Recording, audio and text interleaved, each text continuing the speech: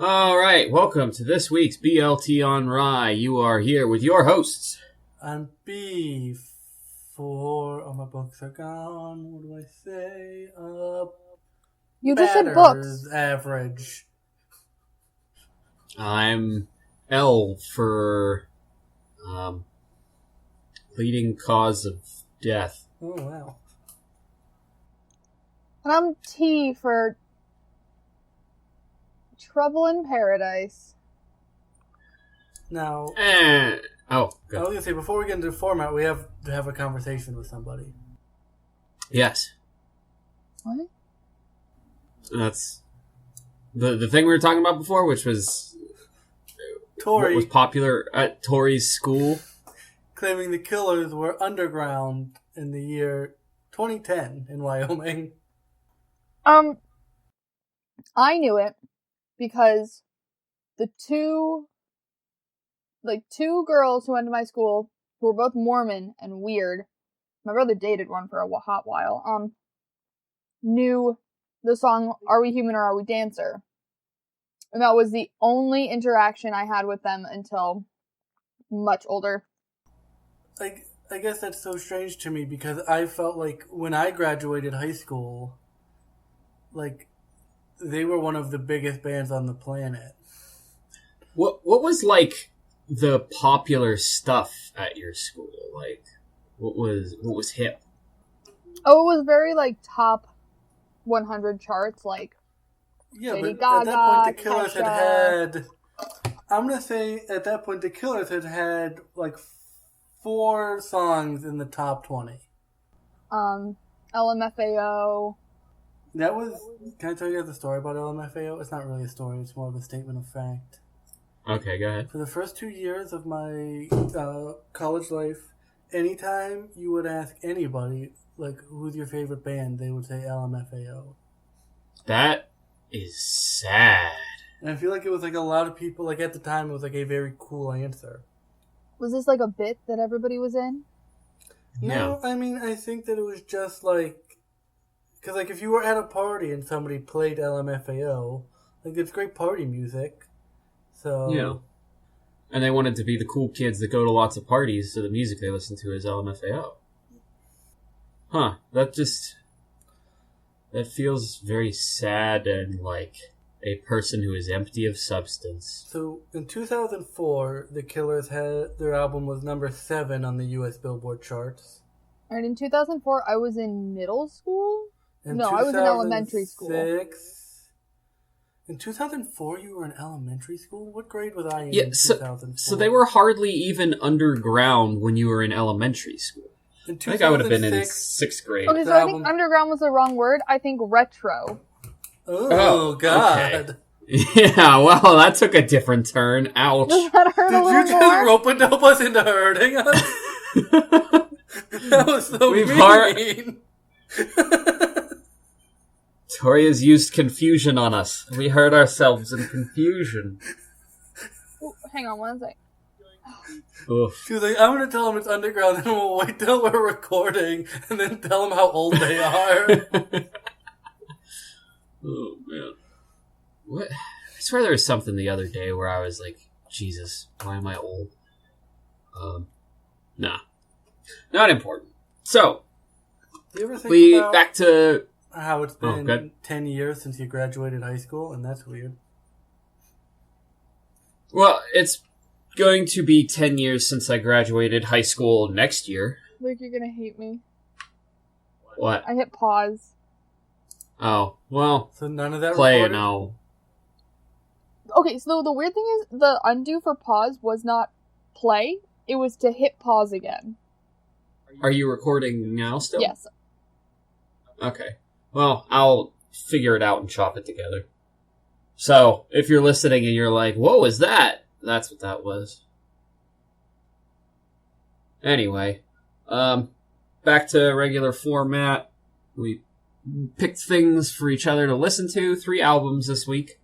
I picked La Dispute's 3rd studio album, Wildlife. I picked American Football's 1999 album, American Football. And I picked the Punch Brothers' Antifogmatic.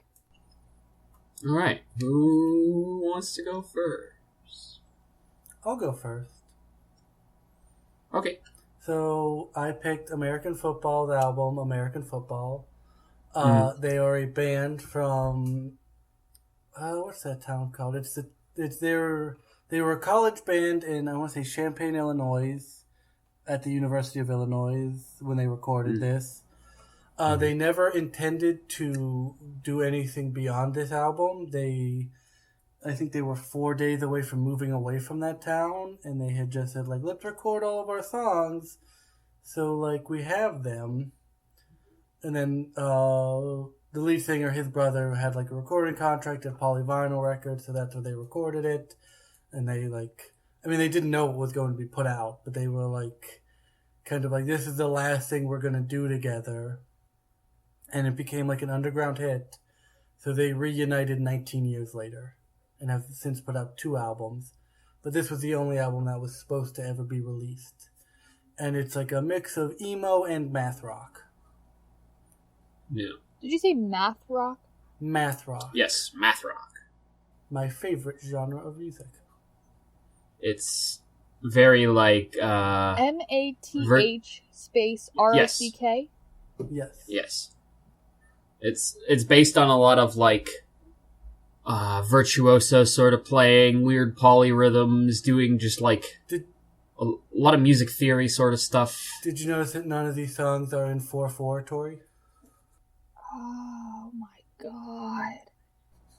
Yeah. What? Did you? I didn't hear that. You okay?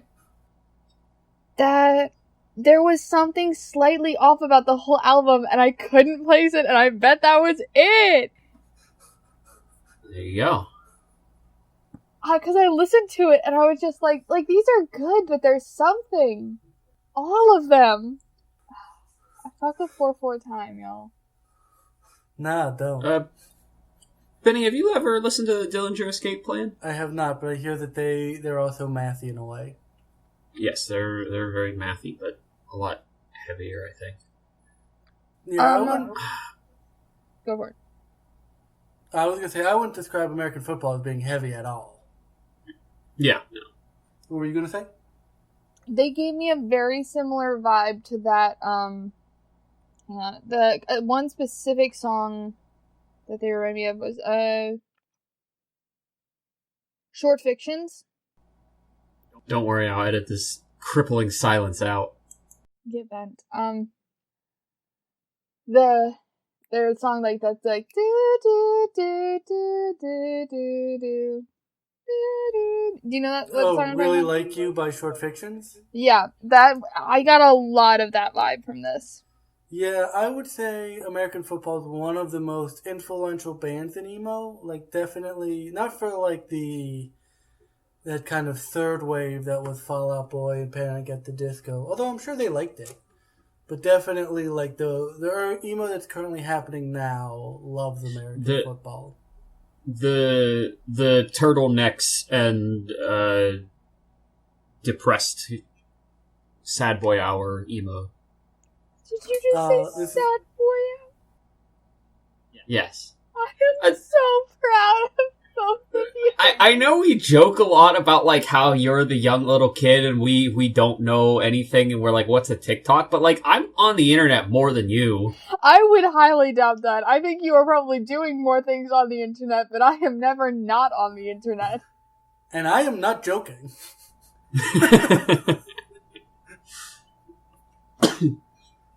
So when did you get into American football? When did you find this? And also, how did you find it? Because this definitely feels like something that like you need someone to show this to you. No, I mean, I've always loved emo music, so I've always kind of known about them. I found them at the perfect time to find American football.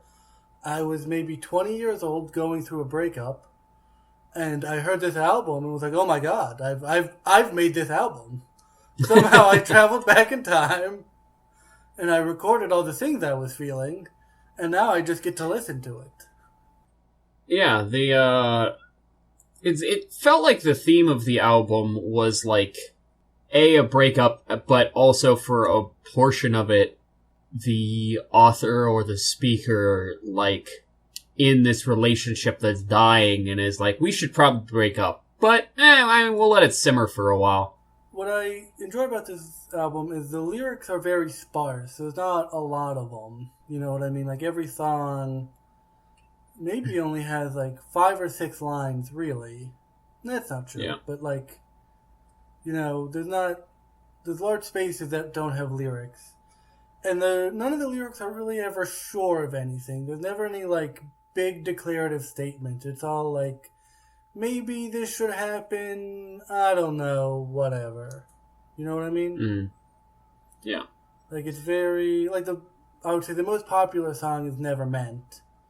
And that whole song is about, like, I don't really know what's happening. Maybe we should just pretend this isn't happening. Just, like, not even go through a breakup. Just pretend we were never dating. Yes. I mean, that's a way to do it. I like that. That's how I end most of my relationships, is by forgetting I ever dated them. I would try that, but as you know, it's hard to forget one. Yeah. If only, if only. I will say I greatly enjoyed half of this album. And that was the half of the songs that weren't just instrumentals. Oh, I like some of the instrumentals. There's only one song that's instrumental. Yeah, like, right, but I'm saying the portions of songs where there's, like, no lyrics. Oh, okay. I don't like instrumental stuff. I need a lot of words to be happening. And I think it's just my thing with emo, like, all these songs felt like 2 minutes too long. The other, you know, like, the first 2 minutes, the first 3 minutes of the songs were like, yes, I like this. And I guess I shouldn't say first, just like it always felt a little much. I enjoy the instrumentals also because those are, like, the more mathy parts, and so those are the parts That's I really true. dig into. I think I found my perfect emo album, and that was many, many episodes ago when we listened to Joyce Manor. Oh, yeah. That's true. That is, Joyce Manor, I would say, is I don't want to say opposite in, like, a bad way, but they are definitely, like, the other end of the spectrum. Yeah. Like, it's just quick and fast and kind of simple, but in, like, raw, like, in a, like, I don't say simple in, like, they probably could play more complexly if they'd like to, but it's more about breaking The feeling. Yeah. Yeah. Because legit, I've listened to their self-titled album a good dozen of times since then, and I tried to find a copy online, and you can't buy the digital album anywhere. You have to buy the vinyl. I have the vinyl. It's, like, only on eBay. You're on eBay. Whenever you move in, bring the vinyl, and I'll try and copy it to a digital album, because I think that... How many record players are we going to have? 2, I imagine. All right. And I've got my little speaker set up here, so it can crank it. Tori, how do you like the album? I liked it. I really liked the one with the Wurlitzer. The what? That's the title of the song. Oh. Also, none of these songs had titles or lyrics before they were recorded. So, the title of every song, other than I believe the one with the Wurlitzer, is just the last thing they said. Yeah, I caught that. Like, I'll see you when we're both not so emotional. I was like, ending on the titles. That one is called the one with the Wurlitzer because, of course, somebody plays a Wurlitzer. What is a Wurlitzer? It's like a piano, I think, kind of. It's like a, Oh, like a brand of piano? No, it's an like organ. Wurlitzer Company organ. Yeah. Oh, they've got like some weird stuff there. Yeah. Neat. It like makes like a cool sound. As pianos are wont to do. Also, the cover of this album is very iconic. Just the kind of window, and I guess it's supposed to be like you're hearing kind of the music that's coming from that window, but also kind of like if that person had their window open, this is what you'd hear, like them having this relationship and stuff. And it inspired like a bunch of emo albums are just like a house now because of that. Yeah. I've seen a good handful of memes where it's that cover. I forget what the context was, but I have a whole Spotify playlist called House Music. That is just, and it's not house music, no, it's music with houses. That's good. Any other thoughts? I mean, overall, I kind of dug it. Just it was, I like my emo punchier apparently. Whenever they released this, and like, how quickly did it become popular? And is there any information about like, because I can imagine if it became popular in like a year, and they were like all over the country, and they're like, whoa. Hey guys, remember that shit we recorded when we left for when we were leaving college? Like, it sold 1,000 copies. Do you guys want to like be a band? I would say it took a while. It's one of those things. I forget what the band is, but everyone always says only 100 people bought their album, but all 100 of those people started a band, so they were very influential. And I think they're kind of similar. Like it was probably big in their little college town, which kind of spread to Chicago, and then kind of spread around the Midwest. Like, I think it happened very gradually. Oh, okay. And I know the lead singer is Mike Kinsella, and he kind of had his own little musical projects. But I think the other two guys like played music, but kind of just started their real lives. It's very interesting. And now, like, when they reunited in, like, 2017 or whatever, like, they played, like, sold-out shows when they'd probably never played anything bigger than a basement before. Huh. That's a wild trajectory. Tori, any final thoughts? I liked it. I think I would listen to it again. It's my favorite album of all time. Okay, well, never mind. Well, let's just forget everything we said here. And everything we did. Best friends and better halves. I feel like you're quoting something. I'm quoting the song Never Meant by American Football from the 1999 album American Football. Not to be confused with the other albums by the exact same name. Yes. I will say their second album, American Football, it's good if you like this album. It's kind of, it was them, so many years later, kind of trying to recreate it. But their third album, I think they took a very big leap forward. It's great. There's a song they did on it with Hayley Williams from Paramore that I very much enjoy. Oh, I love her. Huh. Do I love her? I think you do like Paramore. I remember. Yeah, but I have this weird, vague memory of not liking her for some reason. Well, there's that whole thing where she is the only person technically signed to Paramore. Like, she's the only one who the record company has a deal with.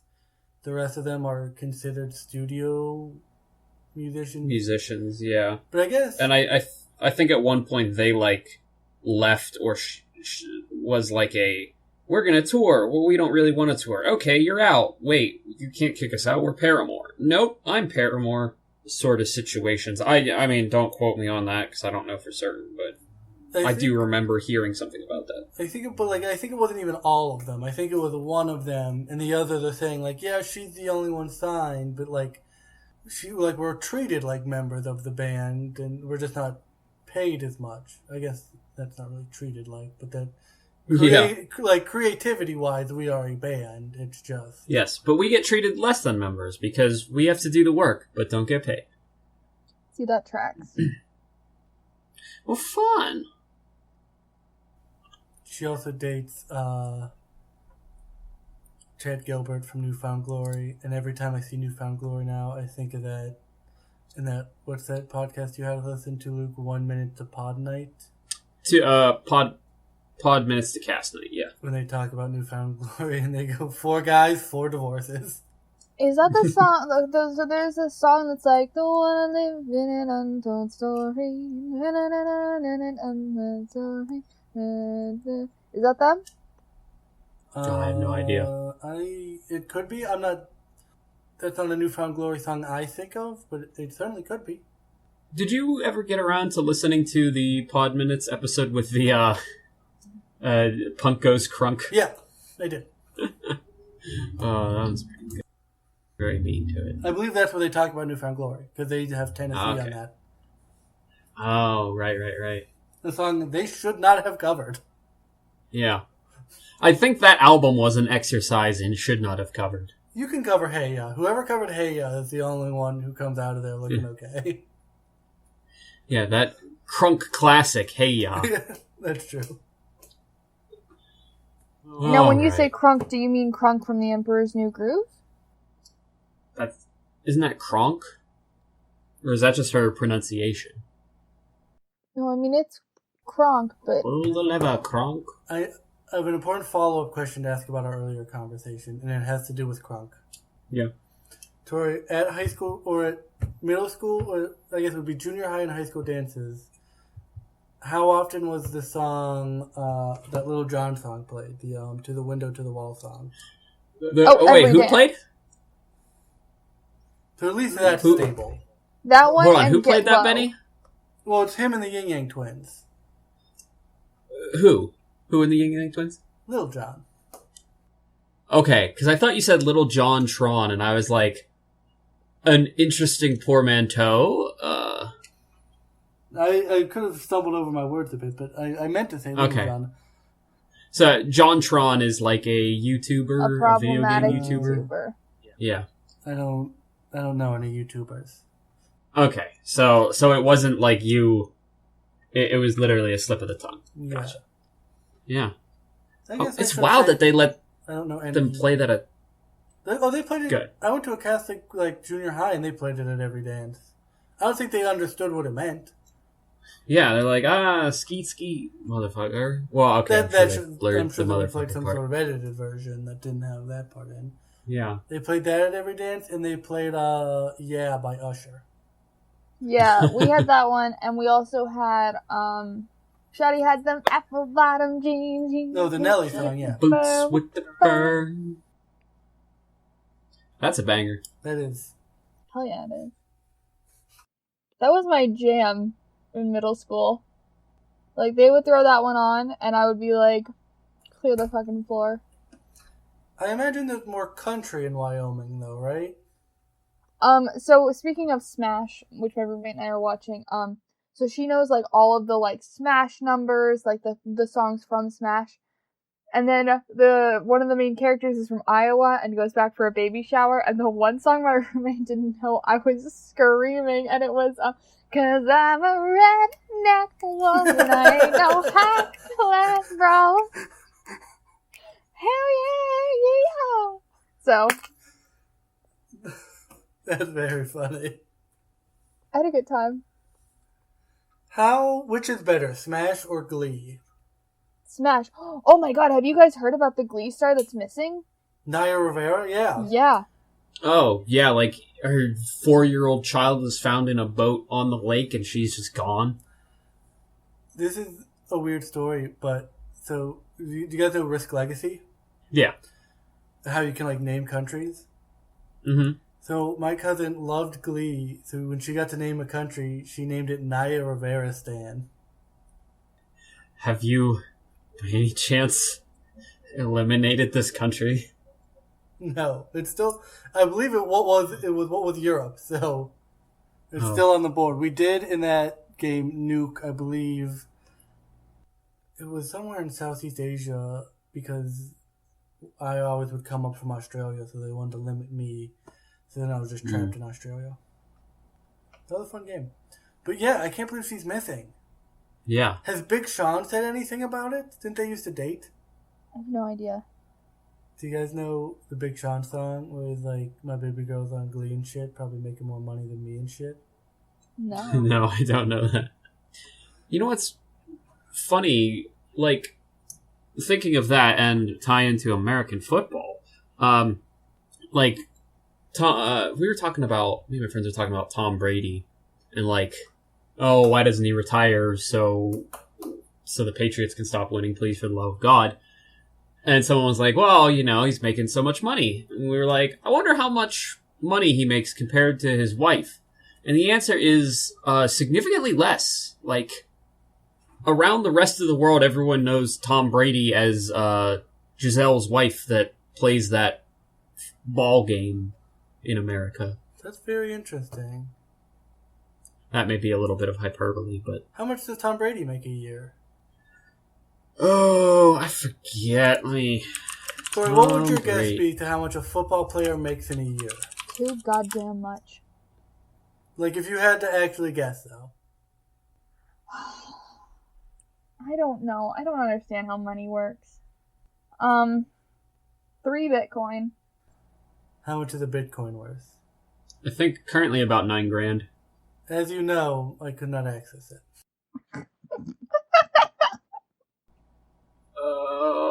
I still get hurt every time I think about Bitcoin. It feels bad. Oh my god, yeah.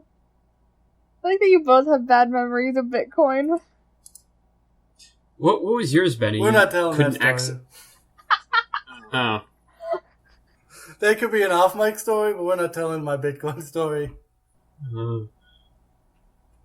Well, mine was even... Yours is worse. I'll say yours is worse. Mine is more like Okay. embarrassing, like a personal embarrassment. Oh. Mine was end of 2012. One of the dudes in the dorms was like, hey man, I want some help setting up this project. And you're like, okay, what is it? And he explained the process of like setting up a server to house a Bitcoin wallet and do Bitcoin mining in late 2012. And we were like, that sounds like a lot of work and this is probably nothing, so no. Then he gave up on it, and we would have been so rich. But think of it like this, you wouldn't have known Benny and I. That's true. You wouldn't have had to work at camp. Yeah, that's true. You could have owned camp. Oh, man. I really wish I would have got that Bitcoin working. Wow. Okay, so I can't find how much money Giselle makes. Oh, wait, let's see her net worth. Giselle, like the singer? No, Tom Brady's wife. She is a supermodel. So Tom Brady's contract, the one he just signed with the Buccaneers, which I only found out about like a month ago. That's wild. And also, they also signed Gronk, which is crazy. Yeah. And the Buccaneers are going to do just fine and do very well. And everyone I talked to was like, yeah, he's washed up. And it's like, this is still the greatest quarterback in football history. Anyway, 2-year, $41 million contract with the Buccaneers. And Giselle's net worth is like $400 million. Compared to Tom Brady's net worth, which is $180 million. So, like, she has double what he does. Yeah. And he's like the best quarterback in football history. They don't play football players nearly enough. Yeah, they do underpay football players a lot. I don't know why more people don't play baseball. They overpay them, and you can play forever. Yeah. Although it is a lot more working time. Like, that's true. You got a game like every other day. But I imagine during the football season, even the football players, you practice every day, so it's got to feel similar. And if you're in like a left field, it's not like you have like a strenuous job. Like if you're the pitcher, yeah, that's like a day at the office. But if you're in left field, I understand that I could never be a major league left fielder. You have to be lightning quick and have a cannon arm. But when you don't need to do that, you're just kind of chilling. Yeah, you're just standing in a field. Yeah. Anyway, that's enough about sports and American football. 1999 album by American rock band American Football. Next. Tori, you want to go? You want me to go? Oh, it makes no difference to me. Alright. So, I had you guys listen to Wildlife by La Dispute. And this is like a post-hardcore album. Now, Benny, you've listened to their debut album, between the somewhere at the bottom of the river between Vega and Altir. I've probably heard at least one of these songs before when we saw them in concert. Off of Wildlife, they didn't play anything off of Wildlife. Really? They didn't even play King Park? No, they didn't. They hardly play that live. King Park really depresses me, so I'm happy about that. Yeah. Literally, I think that one of the release here on Wikipedia, during the initial promotion of the album, the band refrained from playing such songs such as King's Park because they believe they are too emotionally draining for live shows. I think they played mostly stuff off their new album and then like one song off their debut when we saw them. But this album has a bit of a narrative. It's like about sort of their hometown, their area. They're from around Grand Rapids, Michigan. So, Tori, you will find a similar sort of hometown feel because you were from like the thumb part of Michigan. Is that correct? Tori, am I on the right part of the hand? I don't know. It's more of the middle finger pointed directly at you. Okay, so you're northern Michigan, about where they're from. So I think this second half of the album has a more literal narrative where the songs are about just like some awful events. And man, the whole thing is just sad and brutal. It really is. Thoughts? Yeah, well, there's a whole song about the kids are dead. Which kids? Because there's a few of those. Yeah, there's like 3, and it's the one very that's hard like, to listen to. Where and like how close to the grave site or something? So there was... I'm not entirely certain. There was... let me just go into go through the track list here. So the first portions of the album are just kind of like how the singer has like decided to stay in his hometown and everyone else has left, and like he'd be getting, the cards and calls come less frequently each year, and they've got wives and children, and he's wasting away in his hometown. And Are We Even Friends Anymore? And Harder Harmonies was about like the world's playing a song, but you can't quite sing along, and you're gonna get the melody soon, but every time you start to pick it up, it changes. I really like the guitar work on Harder Harmonies. I think that's... Oh, yeah, I liked Harder Harmonies. St. Paul Missionary Baptist Church Blues was about... There was, the church where hundreds of people went each week, and it was like the soul of the community, and all of these people's lives and their faith and belief revolved around this church. And as time went on, less people came, and it started to break down, and the money didn't come in, and finally it was abandoned, and he'll drive by and see it like decrepit and broken. But every so often there will be like, an old man there picking weeds and trying to take care of it. Just the whole first half of the album is like everything's falling apart and everything's bad, and your hometown's collapsing. It was weird. For the first part of the album, I was like, oh, this isn't as screamo as their other album. And then the last part, I was like, oh god, I was wrong. I take everything back. Yeah. So the big entrance into the more narrative half of the album is King Park. And that is probably my favorite La Dispute song. Every time I hear the ending, I get goosebumps. But the narrative is that there was what was supposed to be a gang shooting, a drive-by, and the people shooting missed the target and hit a kid. Just a kid that had nothing to do with it. And the singer is exploring all of the fallout, all the people in the neighborhood, like whose kid was it, what happened, the parents burying their kid. It's told from the kid's perspective, right? He's floating around, he's a ghost. I never considered that. I always took it from, like, it's the singer who's a part of the community and he wants to figure out this situation in, like, he's trying to, like, he's understanding it in a third person. Like, he floats up and watches the family deal with this and watches the killer at the end and, like, but I guess it might be from the perspective of the kid that got hit. I guess when he was saying he floats up, I was like, oh, he's a ghost. He's floating. Yeah. I just interpreted that as, like, trying to see it from a third-person perspective, but, that could totally be it. Well, anyway, the end of the song is they find the killer locked up in a hotel room, and they surround it, and just the yelling at the end is like, I don't want to, like, ruin it in case the two people that listen to this podcast go and listen to it. Hi, Luke's mom. Hi, Mom. Go listen to King Park by La Dispute. It's very depressing.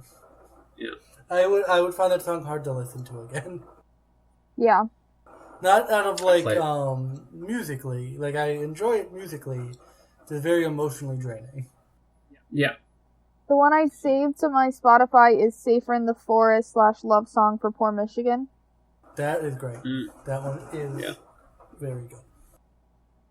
And like all of this is sad, so I have a hard time coming up with, like, I think King Park is probably my favorite because of how emotional it is. There's the other one that dates. I don't know if I looked at the name as it was playing, but it's like Edward Ben's 27 Times. Yeah, that one was real sad too. Yeah, the perspective of a guy working at, I guess, like a hardware store. Yeah. And an old man comes in and asks him to help him replace a door at his house, so he goes, and the guy's got, like, all sorts of scars on his arm. And his son was schizophrenic and got off his medication and attacked him as he was trying to check on him and stabbed him 27 times. But everyone lived, apparently. Except, I guess he died of old age eventually, because I think one of the lyrics is, I'm keeping my distance from hotels and Jesus and blood on the carpet. I'm stomaching nothing. I'm reaching for no one. I'm leaving this city. I'm headed out to nowhere. I carry your image, your grandfather's coffin, and Ed, if you hear me, I think of you often. That's all I can offer. That's all I know how to give. I interpreted that as, like, Ed had passed and maybe he was a pallbearer. Yeah. But and I think the last, like, super narrative, literal one would be I See Everything. And that's the singer going to school and reading through his teacher's diary. Like, the teacher printed out copies of their diary, or someone's diary. And it's a parent whose 5-year-old child got cancer, and them, like, struggling through it, and eventually the child dies, and the author commenting on how the writer of the diary, like, kept their faith and held strong, and, like, even in the face of something so horrid, and just so many of the yelling parts are, like, I don't want to yell into the mic to do it, but, like, the January 19, we buried our son today. Ugh. Wrenches my heart. And I also, I like the line in A Broken Jar that's, and I try to put it back together every single stupid day.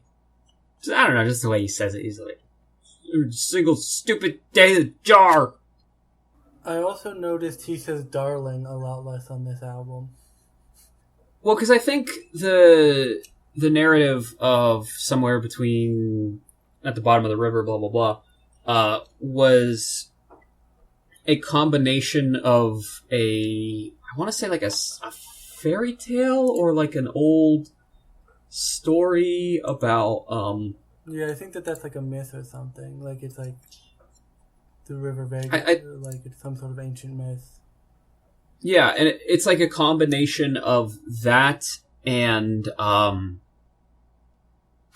like him coming to terms with a breakup in like a relationship collapsing in real life, because I believe the song Andrea is named after the ex-girlfriend, and in interviews he said like, we don't play that anymore because I don't feel that way anymore. Like, it was very I don't want to say antagonistic, but just like, how could you do this to me?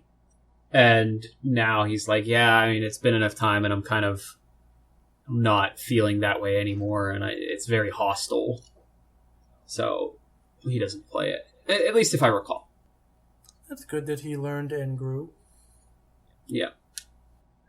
And also, I remembered this whenever we were talking about Woods 4, I would also consider this to be a breakup album. And I wouldn't know which one I preferred, because we were saying, is this your favorite breakup album? Maybe a Baroness album, but I don't know if that's supposed to be a breakup album. That was just when I heard it in my life. Tori, I'm also going to tell you, if you see La Dispute live, you know how he yells a lot? Yes. Now, here's him talking to you in between songs, is my impression. Are you ready? Mm-hmm. Alright, I just want to thank you guys for coming. This has been a lot of fun. We love playing shows here in Pittsburgh. It's great. We have merch in the back. So, yeah, this is our last song. And then he starts screaming. No, is that like him saving his voice for the screaming? No, I think that's just how he talks. He's just like He's just very soft boy. There's a couple of bands like I want to see if I can find one. Tuchamare was the exact same way too. Like, he was just like screaming and like, all right, thank you guys, and you know, it means so much to us that you guys would come out and see us play, and it's pretty good. Once all this Corona ends, we all have to find a show that we can go to. Of La Dispute. Tori, what did you think of the screaming? I think I would absolutely love this album if he wasn't screaming. Like, if it was just singing, I think this would be absolutely stunning. Oh, but there's so much more punch to it. So much, like... Yeah, so much more punch to my speakers. I have to turn it down. The guitar work is beautiful. The melody of, like, the instruments is stunning. Ah! What was that?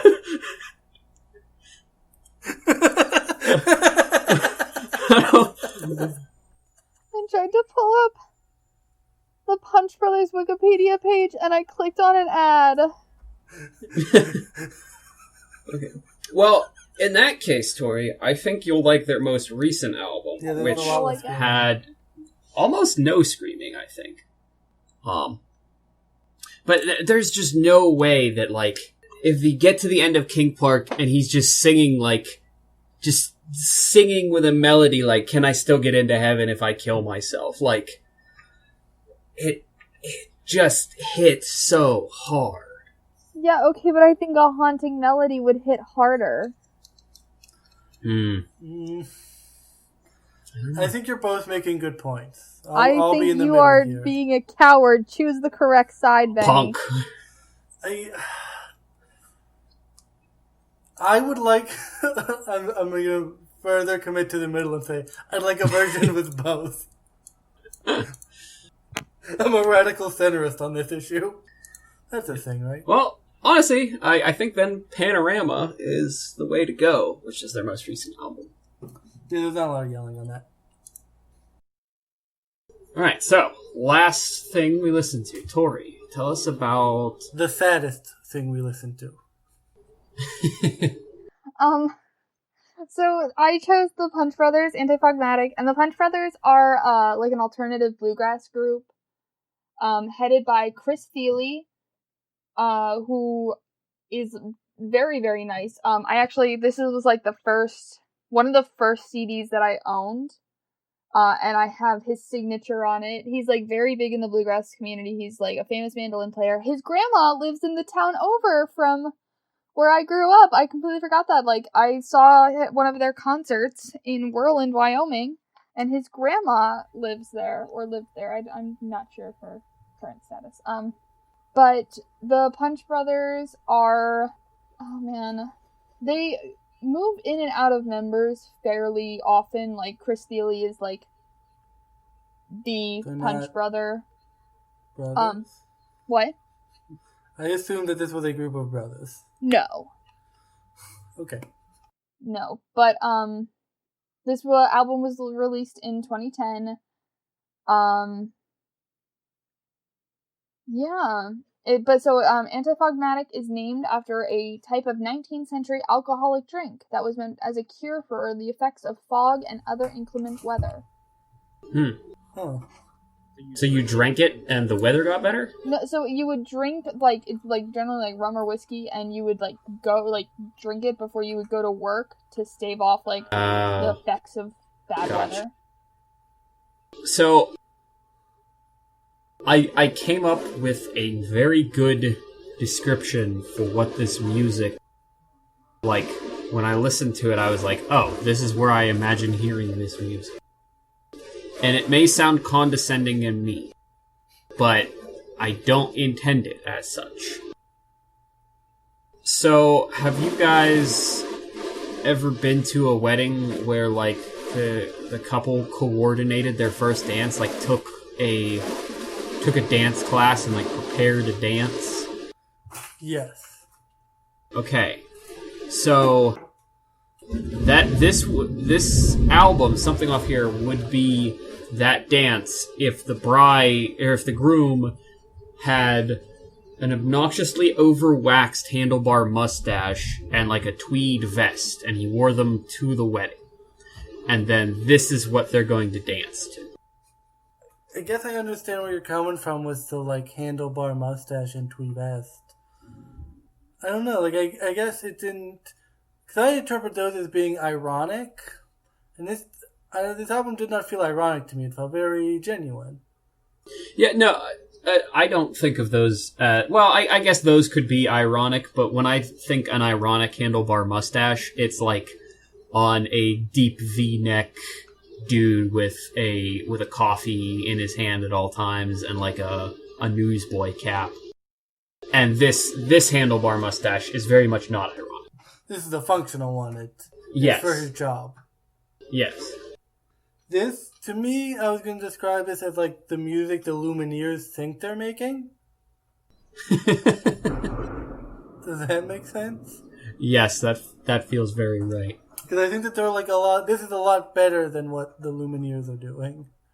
The quality of the players is like fantastic. The mandolin, the banjo, all very, very good. Yes, they are all incredibly talented. Chris Thiele actually, oh god, who's the guy from The Office? Andy. Oh, I know who you're talking about. He was in The Hangover? Yeah. Ed Helms. Ed Helms. So he hosts a bluegrass, like an hour. Oh god, there's a name for it. It's like bluegrass whiskey hour. Hold on. Let me Google it real quick. Whiskey Sour Happy Hour. Is hosted by Ed Helms, but Chris Thiele is like a big part of it. And they have like a live stream series, and Chris Thiele has the live from here, which during quarantine has turned into the live from home, which I tagged in my song, and they did like, which means that Chris Thiele liked my video. It's fine, I'm fine. That's awesome. Did they play your song? No, they might have reposted it to the story, but... That's really cool. That's pretty dope. We love the journey. So did you get into this when you were still in the bluegrass band? Yes. So when I was... so this is like very alternative bluegrass.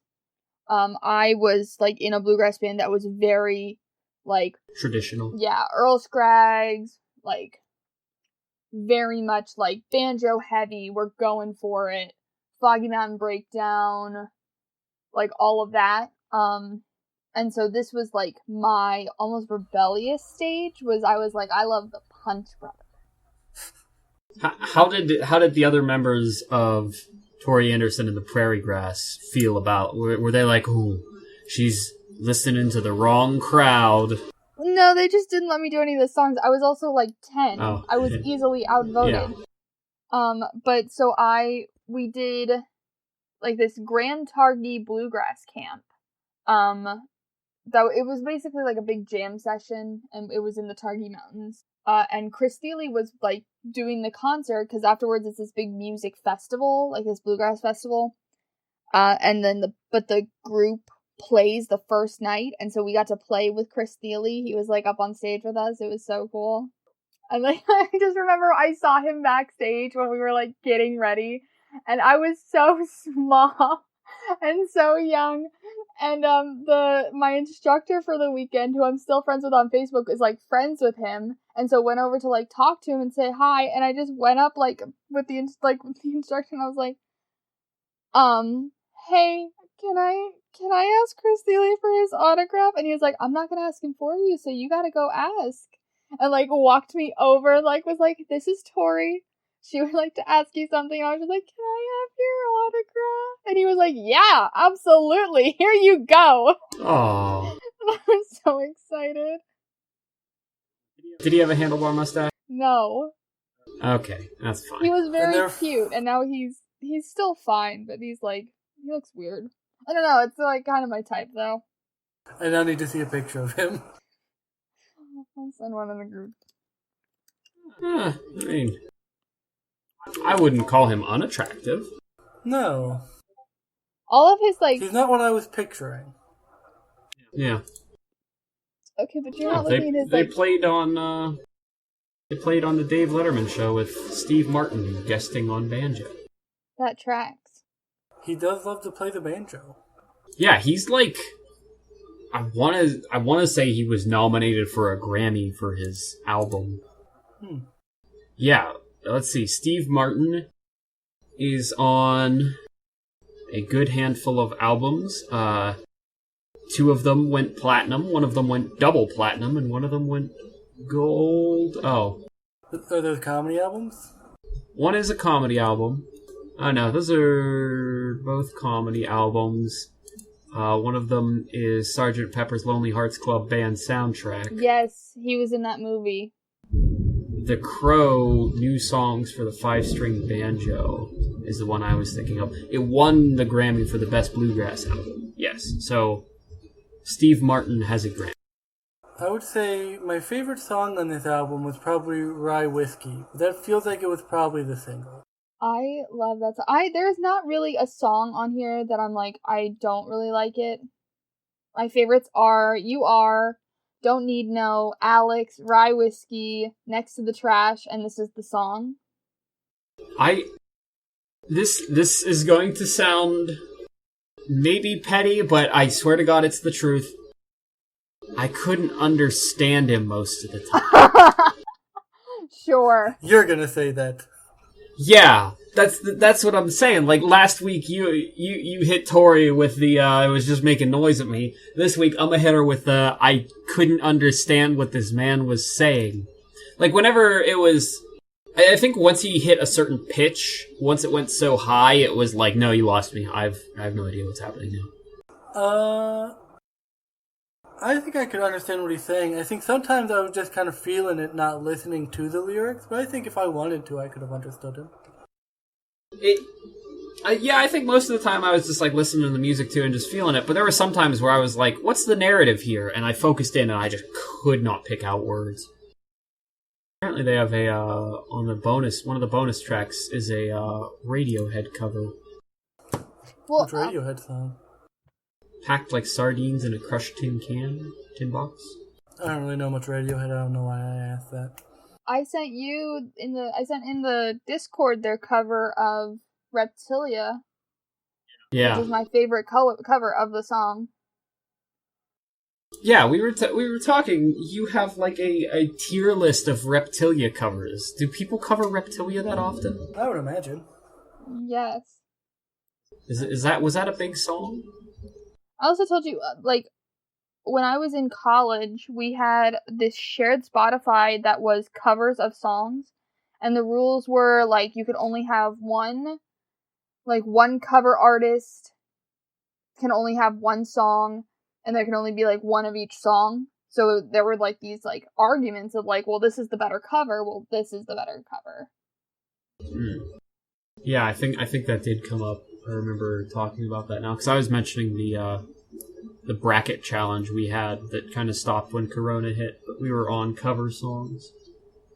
As I've been doing this episode, I'm going to ask, how big were the Strokes when you were in high school?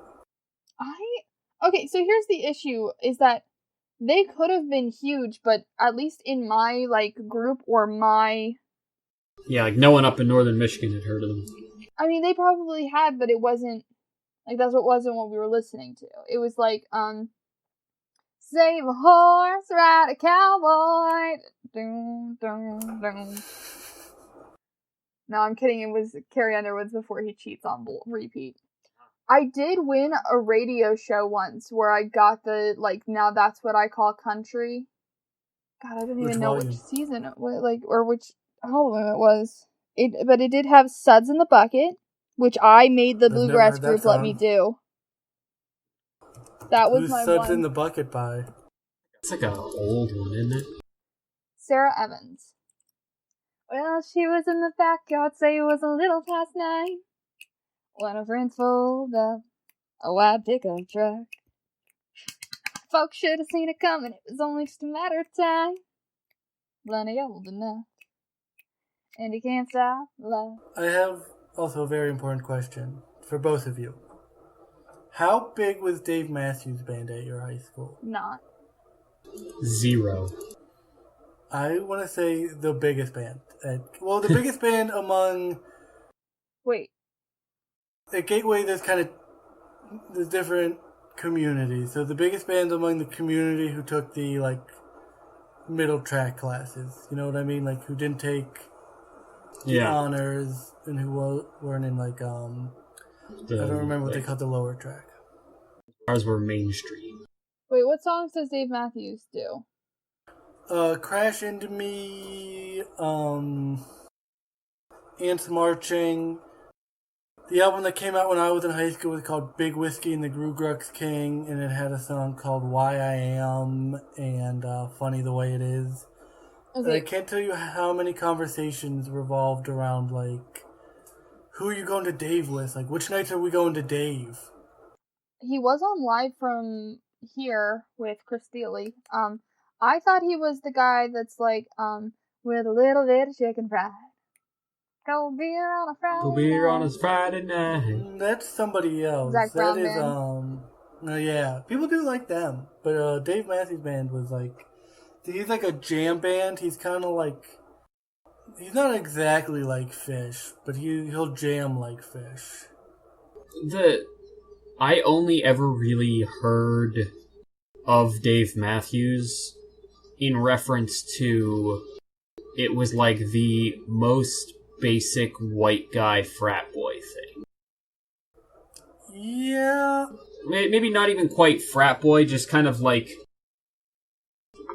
the dudes in the Vineyard Vines t-shirts playing I more think of it playing cornhole. I definitely think of it as cornhole. I more think of it as like, let's go to the quad and I got my frisbee and we're like the kids who played Ultimate loved. Yeah. But I had never met a person that actually listened to Dave Matthews or said that they did until college. I maybe went to like 4 Dave Matthews concerts.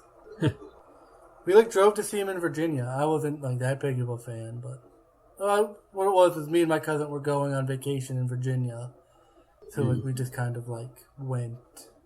Still might as well. What about fish? Do you guys like fish?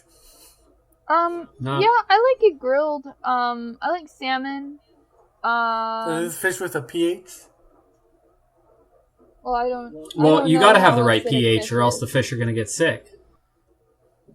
I'm gonna make you guys listen to a Fish album next time. Torture all of us. Please, no. Also, no one appreciated my joke.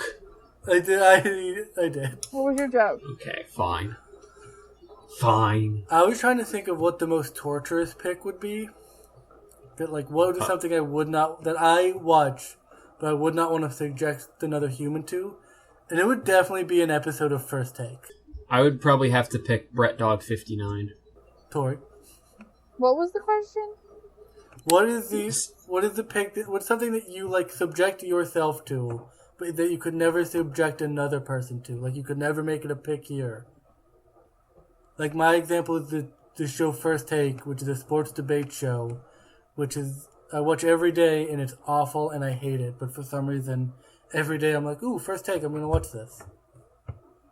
Why would you do that to yourself? I don't know. I can't explain it. I don't know if you've ever watched a sports debate show, but they are the worst things. It's just... Thank you. Did you just say bless me and thank me because you sneezed? Somebody has to. I didn't even hear you sneeze. That's one of the things where, like, I rebel against this societal norm. I'm fighting against the man. When I sneeze, I just say excuse me as quickly as I can before anyone can, like, say anything. Do you guys' dad sneeze real loud? Yes! Oh my god, wait, I've had this I don't think entire so. I think my dad conversation. sneezes at a normal volume. I have a friend who... There is this whole theory that... Okay, wait, this might not be appropriate for podcasts. Never mind. Alright. Oh, okay. I do want to hear this off air. What was your I want to guess what it is Punch off Brothers air. song? I enjoyed the Punch Brothers. I enjoyed... Yeah, I think Rye Whiskey was probably my favorite. Next to the Trash was good, and then I started listening to the lyrics, and I was like, this is weird, and I'm uncomfortable. I don't want to be near the garbage. And it sounds like his wife's, like, beating him up and leaving him under the kitchen sink. No, it's not. He's under the kitchen sink next to the trash. Puts Why her is he body there? away next to the trash under the sink, along with all of the cleaning supplies and the things that she buys and the stuff we don't need. She says, I hope you know you're home in it. If you tell me next to the trash, I'll play I'm in it. Yeah, like... Do you want me to touch you if you know what I mean? Chases my mind up to the roof. It jumps in the gutter, and she pulls it out. It's all part of having a man in the house. He's being like a perv, and she's like, fuck out of here. What? Why is he under the sink? Why is he next to the garbage? If you say you're next to the trash, I'll tell you that I'm in the trash. Like, you think you have it bad, I have it worse. No. I don't know. I was just confused and scared. Exactly how I like all of my friends to be. Well, I think that about covers it. Anything else anyone want to talk about real quick before we wrap up? No, I don't have anything. Cool. Tori? Follow me on Instagram. I'm not posting a lot right now, but you can go back and look. Go through the archives. Well, I don't have any social media, so go on and don't follow me. And, that's been, BLT on Rye. We'll see you next week, I guess. Are we gonna do our outro? Who are we? Oh, yeah, we gotta do that part. This podcast is falling apart. I remember, like, 5 episodes ago, this exact same thing happened, and it was like, the quality of this podcast is rapidly degrading. No, it's not going anywhere. It's always been this. I'm Benny for, I believe it was batting average, which is, if I can go on a baseball rant for the next 3 hours. Batting average, very bad stat. Why is that? Well, because it only measures hits, and, like, hits are good, but it doesn't really show you a complete picture of how many runs this person is creating. I would prefer, like, on-base percentage. Well, wouldn't that count as a hit? No, I mean, like, if you get a fielder's choice, or if you walk, or... Okay, that doesn't... So percent on base combined with, like, maybe RBI or something might get a more accurate picture of, like... Yes. The stat a lot of people enjoy, and I support this, is on base plus slugging. Which is how many times you've gotten on base plus home runs? No. Slugging is you get 4 points for a home run, 3 points for a triple, 2 points for a double, 1 point for a single. Huh. So you add them up, then you take your on base percentage, you add those together, and that's like a pretty complete picture of what type of batter you are. Interesting. I've been L for leading cause of death is what I went with, which I think is heart disease. Probably. I'm heart disease. I've been your T for the things I do. The things I do for love. Game of Thrones. Get me out of here. That was Courage the Cowardly Dog. Oh, I was quoting Game of Thrones. Is that it? Yeah, that's it. Yeah, I think that's it. Well, see you next week, I guess. Goodbye. Oh no, I don't say anything at the end.